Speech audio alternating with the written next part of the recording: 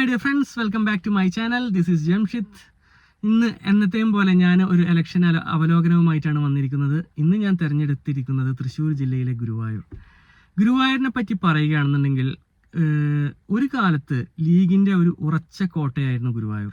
പക്ഷേ 2001 ശേഷം PKK ബാവ അവിടെ നിന്ന് കോണിച്ചിഹ്നത്തിൽ മത്സരിച്ച് ജയിച്ചതിന് ശേഷം ഒരു UDF കാരനോ ഒരു ലീഗുകാരനോ ഈ മണ്ഡലത്തിൽ നിന്ന് വിജയിക്കാൻ സാധിച്ചില്ല.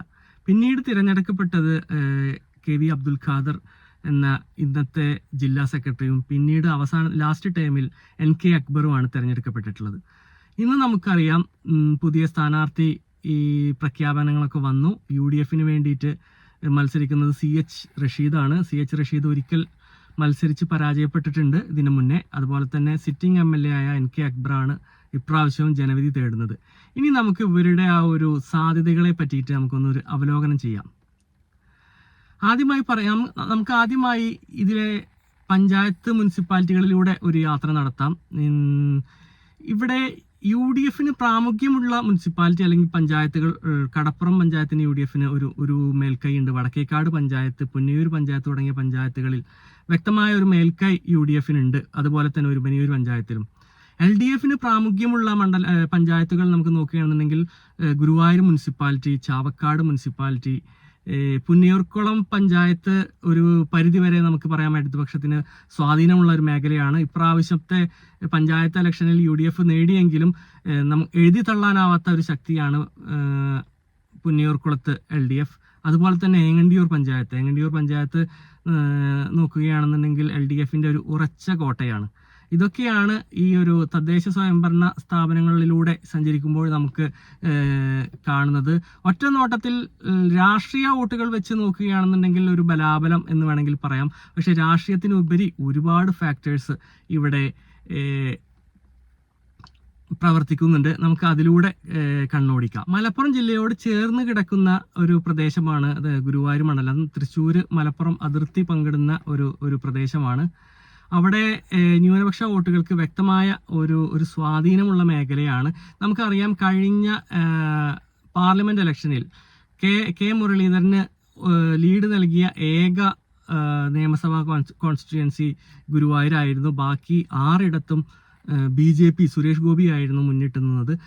ആ ഒരു അടിസ്ഥാനത്തിൽ UDFന് രാഷ്ട്രീയ വോട്ടുകളിൽ ഒരു മേൽക്കൈ ഉണ്ട് എന്ന് നമുക്ക് അനുമാനിക്കാം. പക്ഷേ ഞാൻ നേരത്തെ പറഞ്ഞ പോലെ തന്നെ രാഷ്ട്രീയ വോട്ടുകളേക്കാൾ ഉപരി പല അടിയൊഴുക്കുകളും പല സമവാക്യങ്ങളും ഇവിടെ പ്രധാന പങ്ക് വഹിക്കുന്നുണ്ട്. നമുക്ക് അതിലൂടെ ഒന്ന് പോകുന്നതിനേക്കാൾ മുന്നേ നമുക്ക് സ്ഥാനാർത്ഥികളിലൂടെ നമുക്കൊന്ന് സഞ്ചരിക്കാം.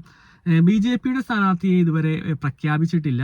UDFന്റെ സ്ഥാനാർത്ഥി ഞാൻ നേരത്തെ പറഞ്ഞ പോലെ CH അബ്ദുൽ റഷീദാണ്. ഒരു പ്രാദേശിക നേതാവാണ്, ഈ മണ്ഡലത്തിലുള്ള തന്നെ ഒരു പ്രാദേശിക നേതാവാണ്. അതുപോലെ തന്നെ സിറ്റിംഗ് MLA NK അക്ബർ, അദ്ദേഹം പ്രാദേശികമായി നന്നായി അറിയപ്പെടുന്ന ഒരു വ്യക്തിത്വമാണ്. എൻ്റെ ഒരു നിഗമനത്തിൽ 2 വ്യക്തികളെയും തമ്മിൽ ഒരു തുലനം ചെയ്ത് നോക്കുകയാണെന്നുണ്ടെങ്കിൽ വ്യക്തിപരമായിട്ടുള്ള വോട്ട് സമാഹരിക്കാനുള്ള ഒരു കഴിവ് NK അക്ബറിനുണ്ട് എന്നുള്ളതാണ്.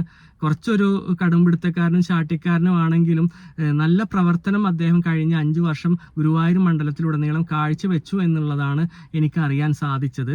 CH അബ്ദുൽ റഷീദിനെ ഞാൻ കുറച്ച് കാണുകയല്ല, വർഷങ്ങളായി അദ്ദേഹം ഗുരുവായൂർ ഒരുമനിയൂർ മേഖലകളിൽ പ്രവൃത്തി പരിചയമുള്ള ഒരു രാഷ്ട്രീയ പ്രവർത്തകനാണ്. അദ്ദേഹത്തെ ഞാൻ ഒരിക്കലും എഴുതി തള്ളുകയല്ല. പക്ഷേ 2 പേരെയും തുലനം ചെയ്യുമ്പോൾ ഒരു അഡ്വാൻറ്റേജ് NK അക്ബറിന് നമുക്ക് തീർച്ചയായും കൊടുക്കേണ്ടി വരും. പിന്നെ ഞാൻ നേരത്തെ പറഞ്ഞ പോലെ തന്നെ ഗുരുവായൂർ പ്രദേശങ്ങളിൽ ഉണ്ടായിട്ടുള്ള ആ ഒരു ഡെമോഗ്രഫി ചേഞ്ചസും രാഷ്ട്രീയപരമായിട്ടുള്ള ചേഞ്ചസും നമ്മൾ കണ്ടുകൂടായികയില്ല. മുൻകാലങ്ങളിൽ UDFന്റെ അല്ലെങ്കിൽ മുസ്ലിം ലീഗിന്റെ ഉറച്ച കോട്ടയായിരുന്ന ഈ ഗുരുവായൂർ മണ്ഡലം കുറച്ച് കാലങ്ങളായിട്ട് LDFനോടാണ് കാര്യമായ ഒരു പ്രാമുഖ്യം കാണിക്കുന്നത്. എൻ്റെ ഒരു അനുമാനത്തിൽ പറയുകയാണെന്നുണ്ടെങ്കിൽ ഒരു കോണിച്ചിഹ്നത്തിൽ ഒരാൾ ഗുരുവായൂർ നിന്ന് മത്സരിച്ച് ജയിക്കുക എന്നുള്ളത് പ്രയാസകരമായിട്ടുള്ളൊരു കാര്യമായിരിക്കും.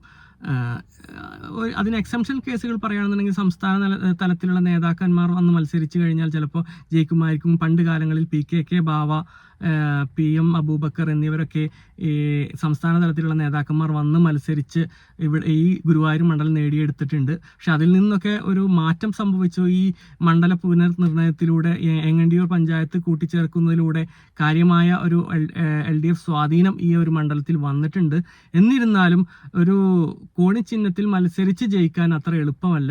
നേരെ മറിച്ച് ഈ സീറ്റ് കോൺഗ്രസിന് കൊടുക്കുകയായിരുന്നെങ്കിൽ, കൈപ്പത്തി ചിഹ്നത്തിൽ ഒരു സ്ഥാനാർത്ഥി വന്ന് മത്സരിക്കുകയാണെന്നുണ്ടെങ്കിൽ ഒരു ശക്തമായ ഒരു മത്സരം NK അക്ബറിന് കൊടുക്കാൻ കഴിയുമായിരുന്നു എന്നുള്ളതാണ് എൻ്റെ അഭിപ്രായം. പക്ഷേ പല പല കാരണങ്ങൾ കൊണ്ട് ഈ സീറ്റ് വിട്ടുകൊടുക്കാൻ ലീഗ് തയ്യാറായില്ല.